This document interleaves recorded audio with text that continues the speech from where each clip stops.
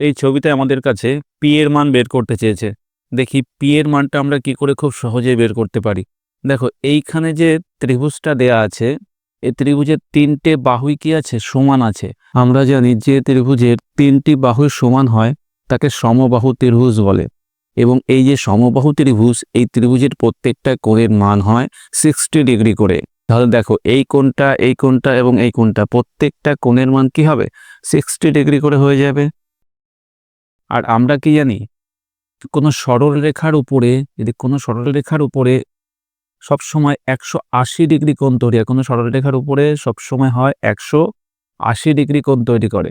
দেখো এটা একটা সরলরেখা, এই যে পুরো লম্বা এটা একটা সরলরেখা। তো এই সরলরেখার উপরে আমি যদি পুরো কোণটা নিয়ে যাই, এই যে পুরো কোণটা, তাহলে এটা আমাদের কি হবে, 180 ডিগ্রি হয়ে যাবে।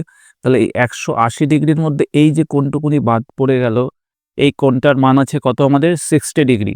তাহলে আমরা কি করব, প্রথমে 180 নিয়ে নেব, 180 থেকে আমরা 60 মাইনাস করে দেব, তাহলে আমাদের থেকে যাবে 120 ডিগ্রি। তাহলে আমরা বলতে পারি এই যে কোণটা এবং এই কোণটা, এই দুটো কোণের দুটোর যোগফল হয়ে যাবে 120 degree.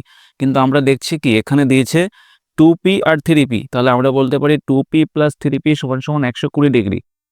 2p plus 3p 120 degree. তাহলে যদি বলি আমরা এটাকে যদি একটু সলভ করে নিই, তাহলে বলবো আমরা 5p সমান সমান 120 ডিগ্রি। 5p সমান সমান 120 ডিগ্রি হলে তাহলে আমরা 5-এর সাথে 120-কে কেটে দিলে কত হয়ে যাবে, 24। তাহলে p সমান সমান হয়ে যাবে আমাদের 24 ডিগ্রি।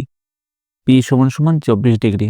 তাহলে আমাদের অ্যান্সার কি হয়ে যাবে, 24 ডিগ্রি। ভিডিওটি ভালো লেগে থাকলে অবশ্যই একটা লাইক করে দিও এবং এই ধরনের ভিডিও আরও পেতে আমাদের চ্যানেলটিকে সাবস্ক্রাইব করে রাখতে পারো বা আমাদের পেজটিকে ফলো করে রাখতে পারো। ভিডিওটি ধৈর্য ধরে দেখার জন্য সবাইকে অনেক অনেক ধন্যবাদ।